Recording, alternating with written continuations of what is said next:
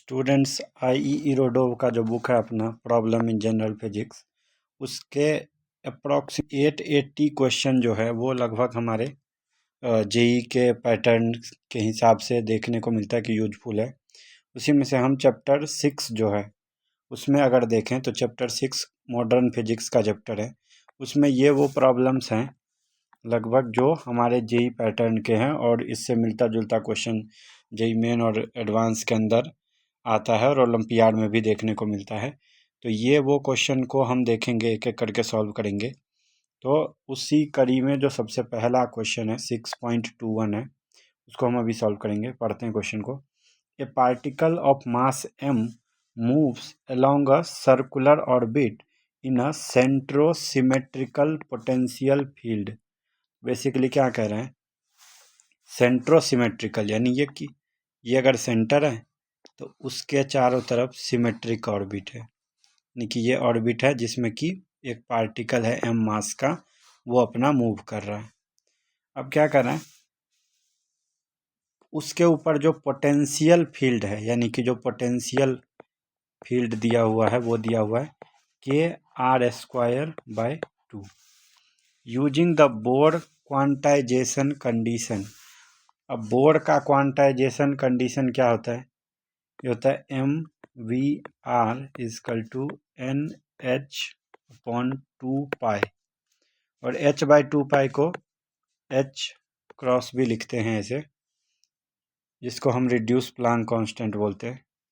अब कह रहा है कि find the permissible orbital radii, or जो रेडिया है वो निकालने, और energy level of that particle. तो बेसिकली अब इस क्वेश्चन में क्या अलग है, इस क्वेश्चन में ये अलग है कि नॉर्मली जब हम लोग मॉडर्न फिजिक्स पढ़ के इस क्वेश्चन को निकालते हैं तो वहाँ पे जो फोर्स लग रहा होता है वो कूलम फोर्स लग रहा होता है। कूलम फोर्स क्या होता है, kq1q2/r², राइट। और इसी में हम mvr=nh/2π ये लगा के मॉडर्न फिजिक्स में निकालते थे अपना सारा रेडियस एंड एवरीथिंग का मान।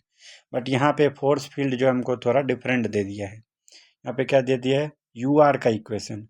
अब हम जानते हैं कि जो फोर्स अगर हमें निकालना हो तो वो होता है -du/dr। तो अगर हम इसका एक बार डिफरेंशिएशन कर दें, जो यू का इक्वेशन है, ये हो जाएगा आर के रिस्पेक्ट में, तो के तो कांस्टेंट है, बाई 2 भी कांस्टेंट है। r² का डिफरेंशिएशन हो जाएगा 2r और एक माइनस का साइन यहाँ लग जाएगा, 2 से 2 कट जाएगा, तो फोर्स का मान आ जाएगा -kr के बराबर। अब देखो ये जो फोर्स है, आपने अगर स्प्रिंग फोर्स के बारे में पढ़ा हो तो स्प्रिंग फोर्स क्या होता था, F=-kx, राइट, -kx होता था ये।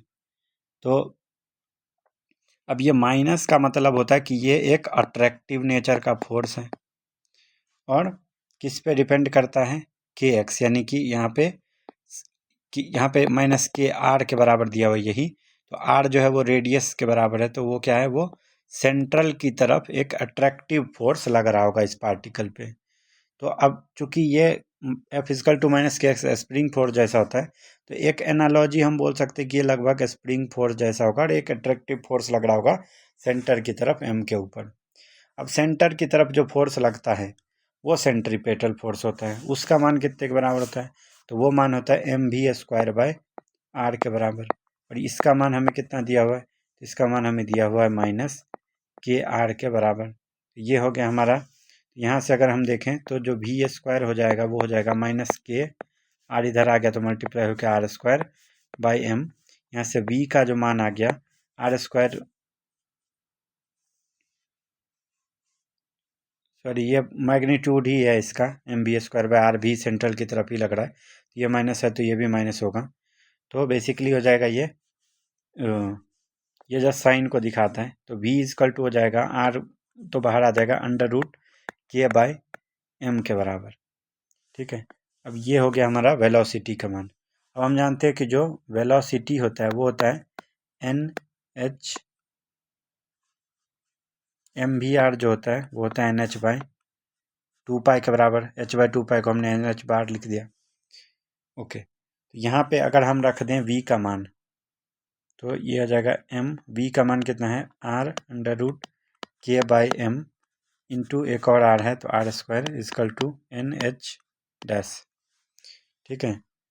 तो आर स्क्वायर बराबर कितना हो जाएगा, ये हो जाएगा n h dash by m into under root k by m, ये हो जाएगा आर स्क्वायर का मान।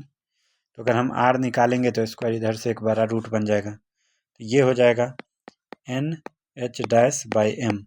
अब हम जानते हैं कि under root k by m को ओमेगा भी लिखा जाता है, तो ये एक हमारा रेडियस का मान जो निकालने को बोला था, ऑर्बिटल रेडियस, वो हो गया। अब हमें क्या पूछ रहा है कि इनर्जी लेवल्स ऑफ पार्टिकल भी बताना है।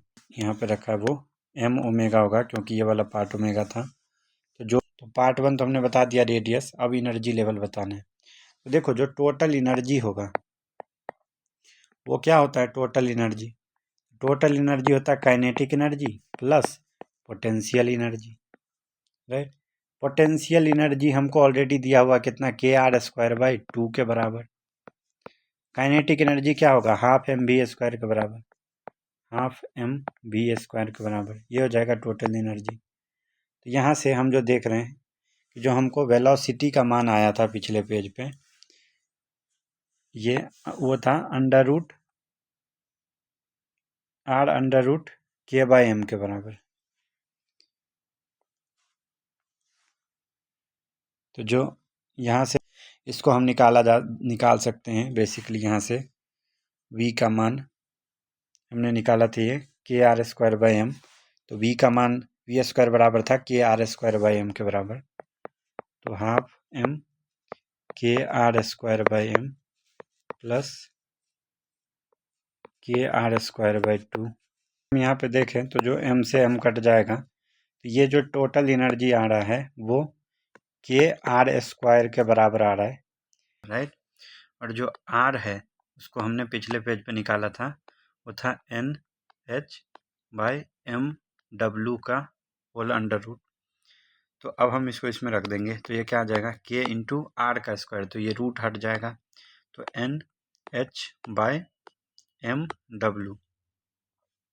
अब हम जानते हैं कि जो ओमेगा होता है वो क्या होता है, angular velocity under root k by M. तो इसको इसमें रख देंगे, तो के को हम क्या लिख सकते हैं, रूट के इंटू रूट के, और एम को क्या लिख सकते हैं, root m into root M.